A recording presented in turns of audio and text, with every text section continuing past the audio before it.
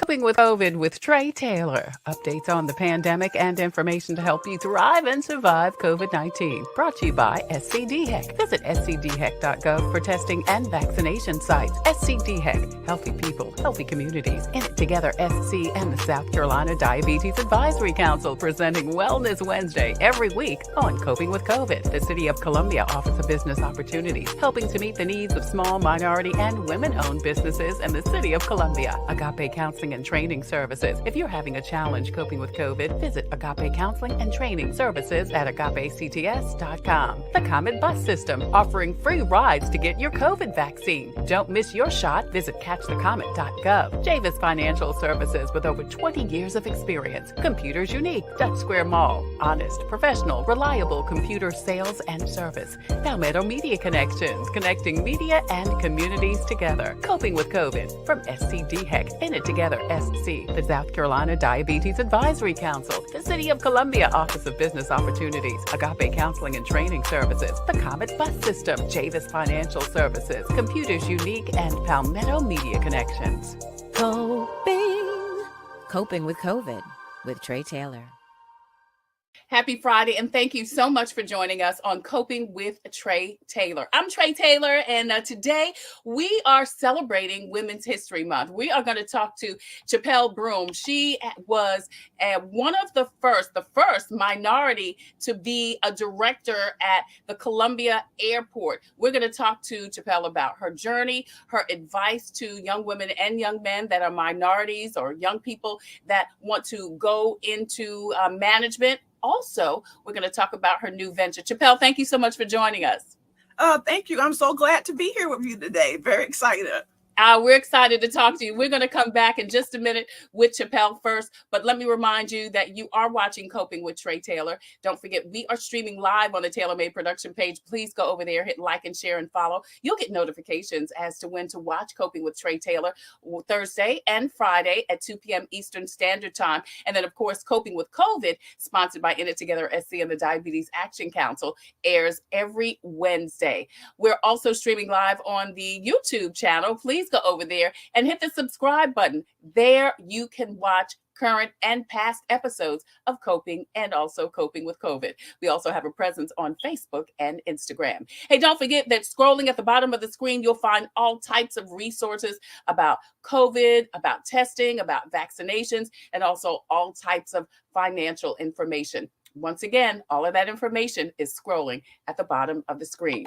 Right now, though, we are celebrating Women's History Month by talking with Chapelle Broome. She retired as the Director of Human Resources and Diversity from Columbia Metropolitan Airport earlier in February. She became the first minority to hold a director-level position in the history of CAE, and she started as a part-time CSR at the Airport Information Desk and was promoted at least 6 times and became a member of the executive staff. It's Women's History Month, and we are celebrating great women, and Chapelle is certainly one, not only here in South Carolina, but across the nation. Chapelle, thank you so much again for joining us, and congratulations on all of your accomplishments at the airport. Thank you so much.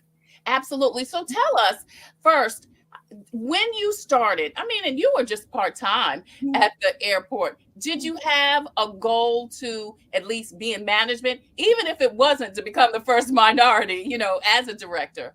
I really didn't. When I started there, I was also working as an office manager, and I also was taking school pictures where you lug around that big background.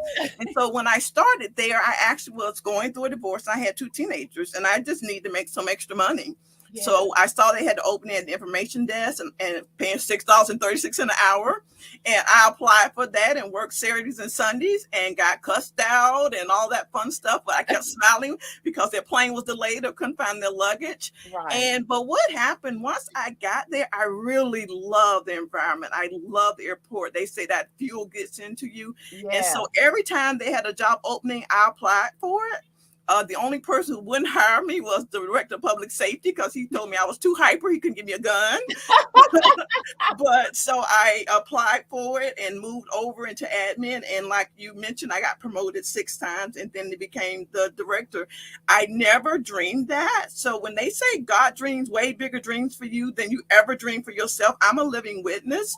Yeah. When once I got to HR, I truly felt they needed a minority, a person of color on executive staff.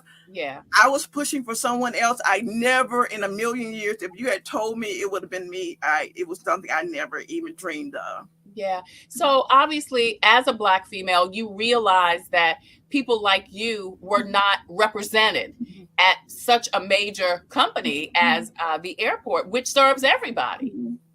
Right. And it wasn't, that was the thing. And it wasn't just in the director level, it was in things you wouldn't even think about, the internship program. That was Mm. one of the things when I became an HR, I was like, where are the young people of color in the internship program?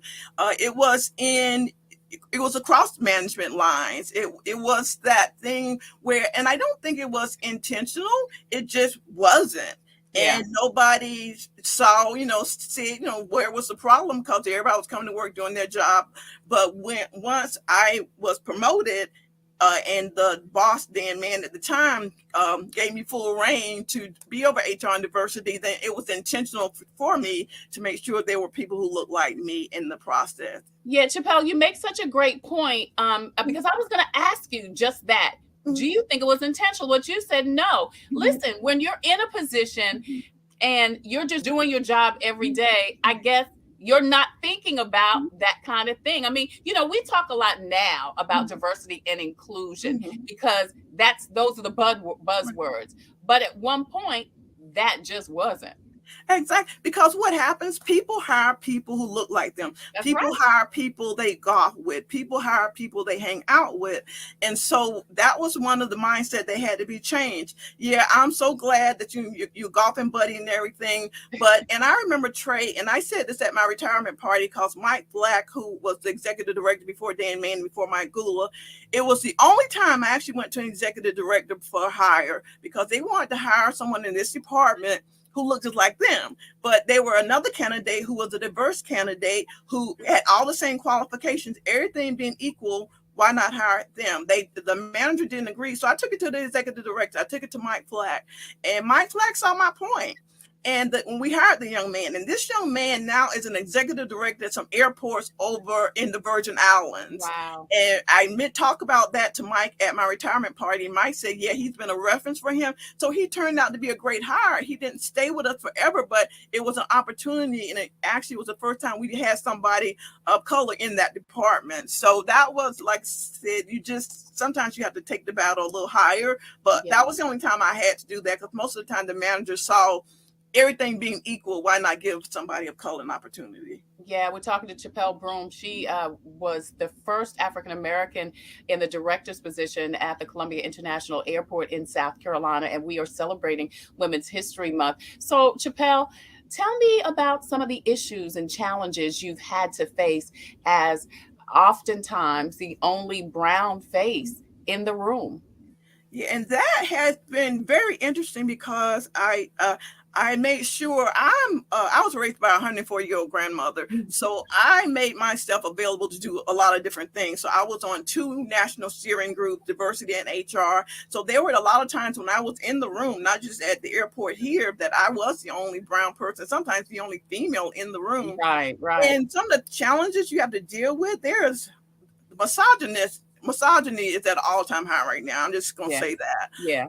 There's the age thing, there's a race thing, and then not to say the gender thing. So what you have to do, and this is what because I worked a lot with young people when I was at the airport, and I'm still doing that now, even with my business, is that you don't wait till, okay, so you say you invited to the room, but don't wait for somebody to ask you to dance. I'm a firm believer you start dancing yourself. So, but that's because I was raised by a very strong Black woman, like I said, Florida Heath didn't play.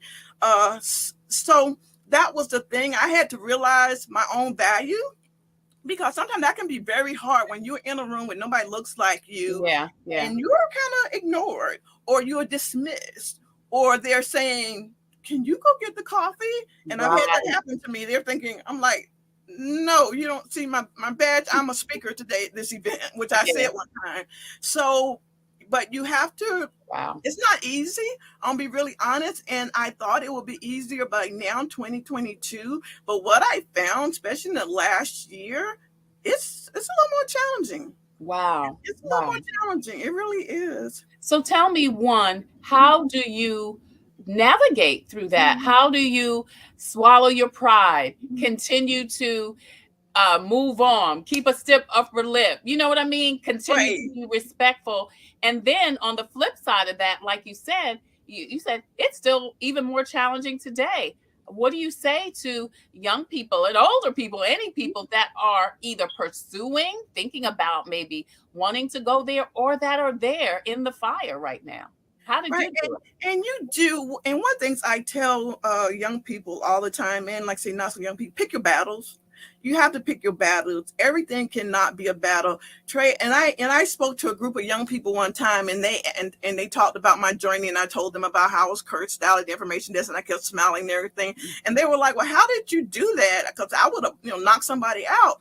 And I said, "Well, if I had knocked somebody out or cursed somebody out, I wouldn't be here as the first You would have minority lost your director. job. Yeah. Right, I wouldn't be here today." I said, "But what I did was I picked my battles." And by that I mean, so I would smile and do my job, and then I would tell employees at the airport this all the time. When I got in my car, I was like, "I can't believe that so and so," and I would ramble on with my significant other. But then when I came back to work that next day, I would be respectful, and I Yeah. would pick my battles. So you have to pick your battles. But while you're picking your battle, still don't let anybody devalue you. Know your worth. But the thing about it, especially to me with women of color, more so than other women, you have to we got to do 3 times more. I Yeah. have 2 master's degrees. I have 2 certifications. I went to every training you had to go to. My file was the biggest personnel file at Columbia Metropolitan Airport because I went to every training that was offered to me. I got 2 master's degrees while I was working there. I got every HR certification you can get. I got every DBE certification you can get because Trey, when we walk in that room, we got to be 3 times better. I don't care if somebody else can walk in there and don't have anything what you have, but because of their gender or their race, when they walk in there, you have to be 3 times more. So I always tell young people, take your full advantage of all the opportunities that are presented to you. When you have a company that will pay tuition reimbursement, take advantage of that. Get everything you can get. Because one thing my grandmama said, who didn't have any education, who was a janitor, both my grandparents was, education was an equalizer. And she very much believed that was an equalizer. And she encouraged her children and her grandchildren to get what they could get.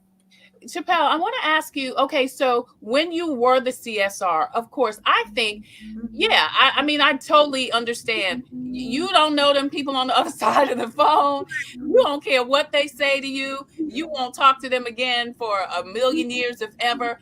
And bottom line, the most important thing is keeping your job. But what do you do? How do you navigate that when you are in management or you are talking to someone who you've got to deal with every single day? How do you know when to hold and when to fold, so to speak? How do you know when to say something and what to say when it is clearly discrimination, when it's clearly disrespect? And that's hard. But Yeah. the thing, I'm a firm believer in having very, very real conversations. And I can't tell you how many times I have said when I didn't like the way something was said publicly, maybe in front of more than one person, and I've asked that person, "Hey, after the meeting, can you come in my office for a minute?"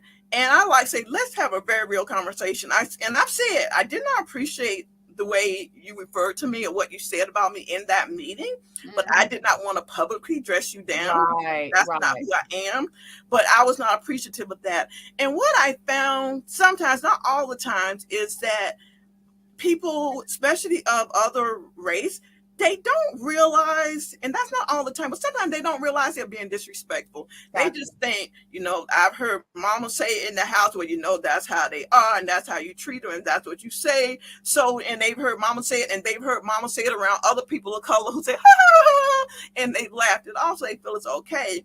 So sometimes folks don't know better, and I do believe you know better, you do better. Right. But I have just learned, and I think that came with age, honestly, that I just have to have real conversations. My first job, my boss was so racist, it was ridiculous, but it was because I got that job because of affirmative action. He knew that, I knew that. When I moved to that state to take that job, he could not stand me because he had somebody, a white male, Right. have that job. But so in that, I was young, I didn't know better. But I tell you what, Trey, when I left that job, he didn't want me to leave, because I did every crummy thing he told me to do. Because grandmama said, you do your job and you show up. You never say it's not your job unless it's illegal or immoral. So I think we got to get better at having real conversations. I think we tiptoe around it. We have these, I didn't mean to say that. No, let's have real conversations. And I was going to say that's great advice, great insight as we, move from talking about some of your challenges to talking about how to overcome, how to handle situations. I love that you say, don't address it in the moment. One, you want to have a one-on-one conversation because you don't want to embarrass anyone or yourself. Right. And then two, that gives you time to calm down, wind down, get your thoughts together, and to have a mature conversation. And wouldn't you say that would be the other thing? Make sure you calm down, gather your thoughts. Exactly. And keep your respect about you, keep your wits about you. Right. Breathe. Because, we are considered, how they think of Black women. So they know that we already have that, surrounding us. So I do so. Yeah. And I'm a firm believer, even when I was dealing with HR related issues, and even when I was training the HR manager, one thing I was telling him, take that moment, take that breath. Don't make a decision right now. Somebody done went crazy on the job, but don't say anything right in that moment. Take that moment, breathe, and then address it. So I do believe it's very important to do that, because it's so easy for us to go off on our feelings. And so you do have to take that moment and calm down and before you address something, because I've seen things when I've been witness to things when people address them in the moment, and it has not been pretty. Yeah. And it's not. It never is. It never is. Right, exactly. Chapelle Broome Stevenson joins us. She is the first African American to hold a director's position at CAE. Now, were you the first African American or the first, Chapelle? Huh? Were you the first African American or first minority? First. There have been no person of color ever on an executive level. No color at the airport ever. No, wow. There have been none. And yes. And you're leaving. Does that leave a void? Oh, it does right now. There still is. I don't know what I'm thinking about. Yes, because one of the things, Trey, I wanted to make sure I did, that my goal was, yes, I was the first, but I definitely did not want to be the only, because if that was the case, then what was I doing? It was all about Chapelle. Exactly. So since I got promoted, we've had, first was Kayla Harmon, who was our director of marketing. And then after she left, we had Anthony Gilmer, a Black male of color, who was the same position. And now we have Kim Crafton. So she's director of marketing and air service. So there is still a person of color on executive staff level. And then a white female got promoted. So now because there was no white female on executive staff. So she got promoted when I left. So she's on executive staff now. But yeah, Kim is there on executive staff. Great. So both women and people of color are being represented. Yes. After your retirement. Yes, they are. So what do you say to, because you mentioned that you still think there are challenges here in 2022. So what do folks do? What do folks have to think about if they want to move into management in their prospective jobs, positions? One of the things I believe, and I wrote it down so I wouldn't forget it, is that it's one of my favorite saying is be prepared for the opportunity of a lifetime in the lifetime of the opportunity. So I tell folks to be prepared. You never know what's going to happen, because when Dan Mann came and took my name to the commission board to be on the executive staff, they asked him, well, does she have the certification? And he said, yes, she does. They say, well, does she have, her master's degree in HR? And he said, yes, she does. So I had all that. I had gotten all that because the supervisor who was director of admin over me had encouraged me to do that. She had encouraged me to get my master's. And I'm like, why? Because at the time, Trey, I was probably like 40-some years old. Oh, I'm 40-some years old. Why? She said, well, how old will you be if you don't get it? I'm like, right. Okay, that's a good point. So I tell young people and that's all over the departments. I talked to a guy in operations before I left and terminal support. I said, be prepared. So start that education. If you see the job description, just start with one class, because you can get promoted maybe if you're in the process. So I say, be prepared for those opportunities. You can be denied a lot of things, but your education can't be denied. Your learning, your training, your certification. The HR manager, he got his HR certification after I left, and he let me know that. So those things you can't be denied. So be prepared, but also make yourself available. I think folks think being promoted is just internal. No, it's external.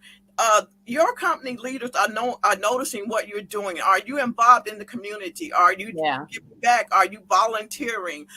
Who do you know? I have to tell you, I'm sorry, who do you know still is very important. It's regardless of what you say, and I tell young people all the time, who you know is a big deal. Because if you got somebody gonna pick up the phone and call, hey, my child is trying to get an intern, trying to get a job, you know, it's who you know. So that's still very important. And I think young people sometimes dismiss that, and older people too, the value of those connections.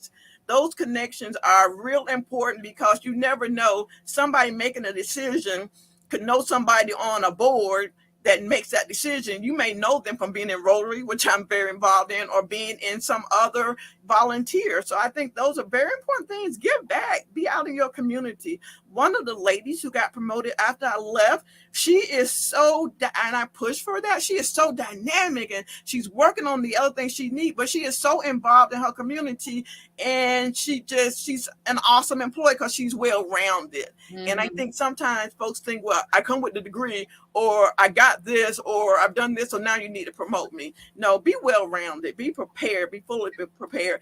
Have a coach.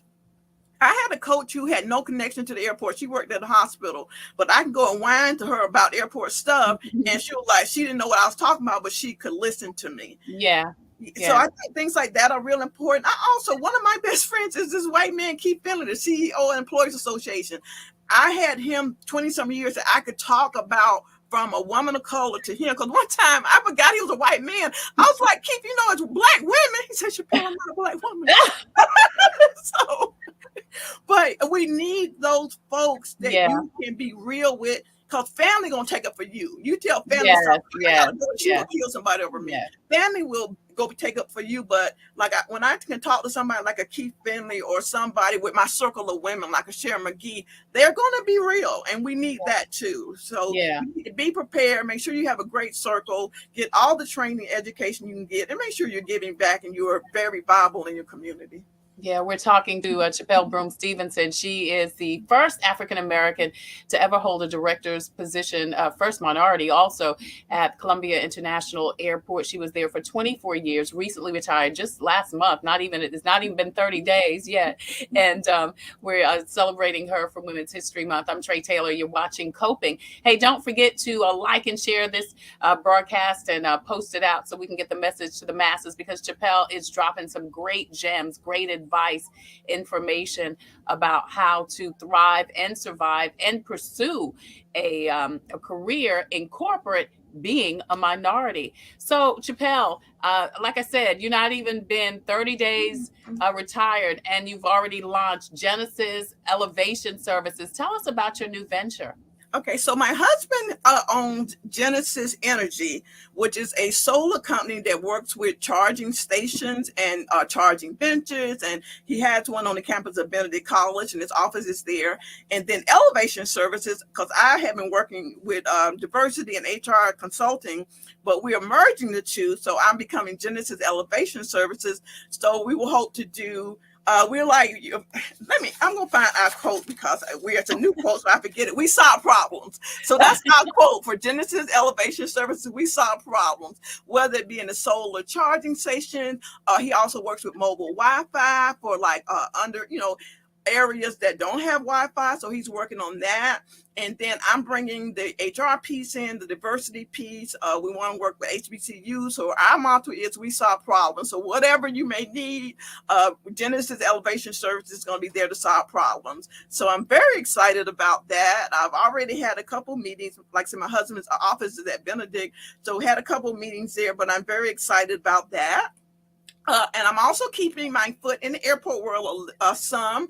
I was selected to serve on the Airport Cooperative Research Board project, so I'll be heading to DC for that next week. So I'm trying to enjoy my retirement, but still keep busy and do things I enjoy and that I have a passion for.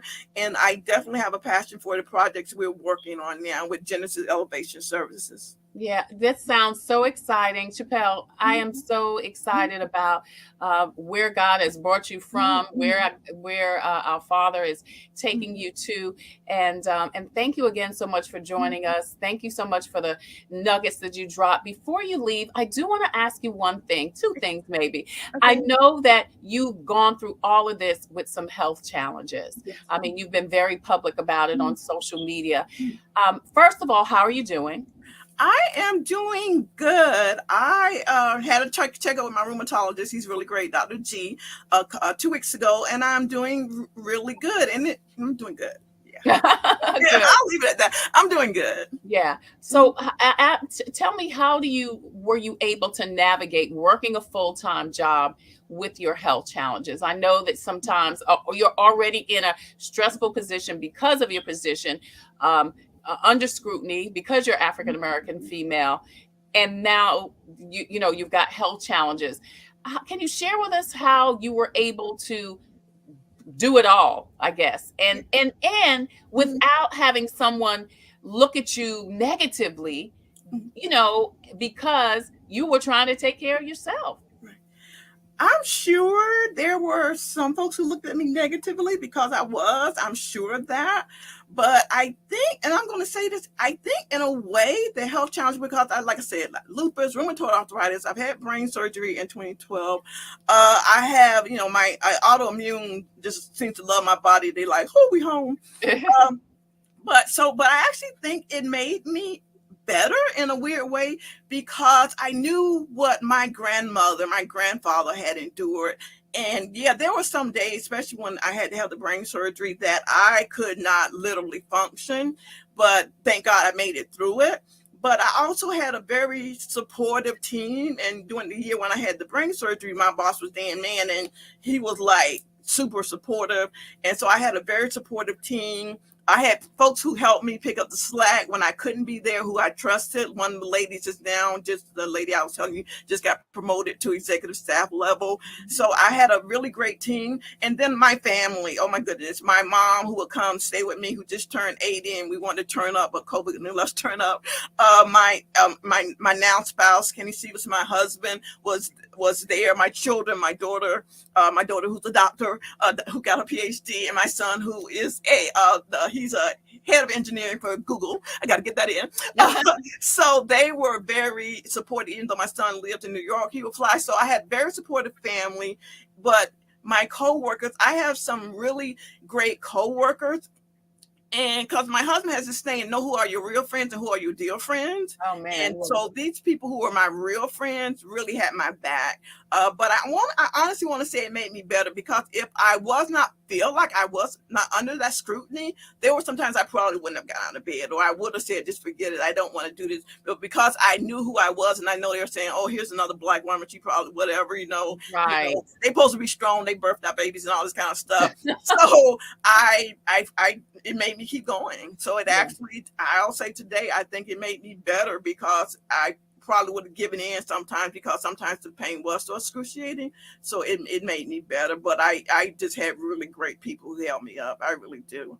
I feel very blessed. I feel very blessed. We're blessed to talk to you today, and we thank you again so much for all of the contributions not only you've made to Columbia International Airport, but as a businesswoman, as a woman of color, and even as a woman, that has had some health challenges. We appreciate all that you've shared with us today, and good luck and God bless you and your new husband, 2 years, which is the other thing. Thank you. Yeah, that's why I'm smiling bigger than usual. Yes. Family love during the pandemic and all of that.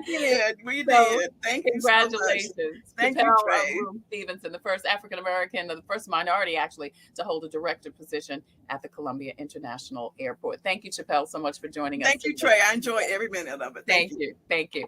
We are celebrating Women's History Month. If you just joined us, you missed a great conversation with Chapelle Broome Stevenson. Please post and share this information out so we can get the message to the masses. Listen, if you have a story or initiative that could help someone cope with COVID, please email booking@copingwithcovid or copingwithtreTailor.com.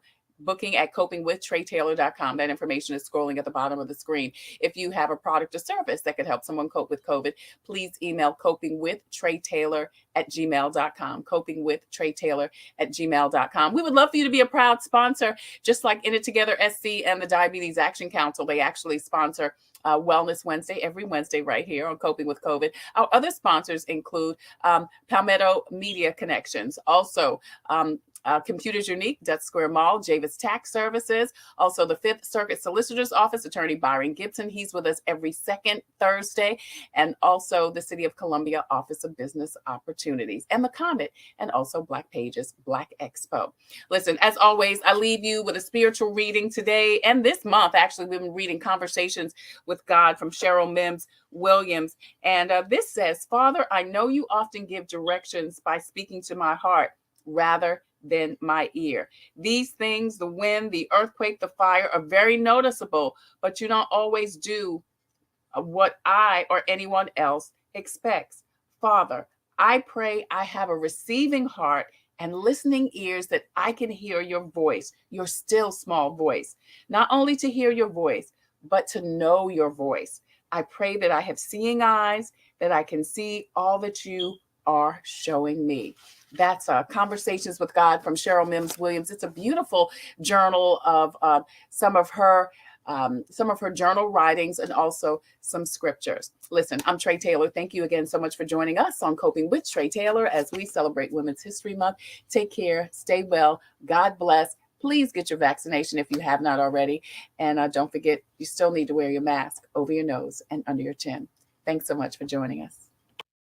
Coping with COVID with Tre Tailor. Updates on the pandemic and information to help you thrive and survive COVID-19. Brought to you by SCDHEC. Visit scdhec.gov for testing and vaccination sites. SCDHEC. Healthy people, healthy communities. In It Together SC and the South Carolina Diabetes Advisory Council presenting Wellness Wednesday every week on Coping with COVID. The City of Columbia Office of Business Opportunities, helping to meet the needs of small, minority, and women-owned businesses in the City of Columbia. Agape Counseling and Training Services. If you're having a challenge coping with COVID, visit Agape Counseling and Training Services at agapects.com. The Comet Bus System, offering free rides to get your COVID vaccine. Don't miss your shot. Visit catchthecomet.gov. Javis Financial Services, with over 20 years of experience. Computers Unique, Dutch Square Mall. Honest, professional, reliable computer sales and service. Palmetto Media Connections, connecting media and communities together. Coping with COVID from SCDHEC. In It Together SC, the South Carolina Diabetes Advisory Council, the City of Columbia Office of Business Opportunities, Agape Counseling and Training Services, the Comet Bus System, Javis Financial Services, Computers Unique, and Palmetto Media Connections. Coping with COVID with Tre Tailor.